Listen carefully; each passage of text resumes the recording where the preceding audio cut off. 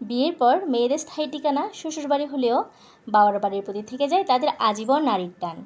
বাবার বাড়ির কথা হলেই মেয়েদের মনে সৃষ্টি হয় একটি সুখের অনুভূতি। এখন হয়তো বলবেন আমি কেন বাবার বাড়ির কথা বলছি, কারণ আমি বাবার বাড়িতে বসে কথাগুলো বলছি। আমার তো ভীষণ ভালো লাগছে, আর সাথে যদি হয় মায়ের হাতে রান্না, সে তো অসাধারণ। হ্যাঁ, আজকে মা দারুণ স্বাদের পাঙাশ রান্না করবে। প্রথমে মা মাছগুলোতে পরিমাণ মতো হলুদ আর লবণ দিয়ে মাখাবে। আচ্ছা, মাকে আমি হেল্প করে দিচ্ছি। পেঁয়াজ, কাঁচামরিচ আর টমেটো কেটে নিলাম। এরপর মা পরিমাণ মতো পেঁয়াজ বাটা, রসুন বাটা, জিরে বাটা, আদা বাটা,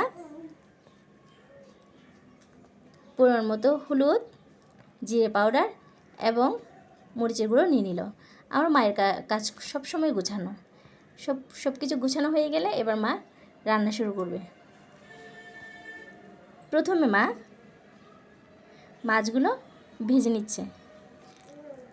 ভাজা হয়ে গেলে এরপর মা তেলে দিয়ে দিল পেঁয়াজ আর কাঁচামরিচগুলো, এর সাথে দিয়ে দিল লবণ।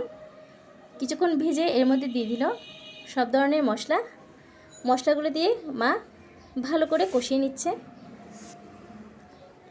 কষানো হয়ে গেলে এর মধ্যে দিয়ে দিল পরিমাণ মতো জল দিয়ে কিছুক্ষণ রান্না করে নিলে এখন মা দিয়ে দিল ভেজে রাখা পাঙাশগুলো। 7 থেকে 8 মিনিট রান্না করার পরে দিয়ে দিল কেটে রাখা ধনেপাতাগুলো। এই তো হয়ে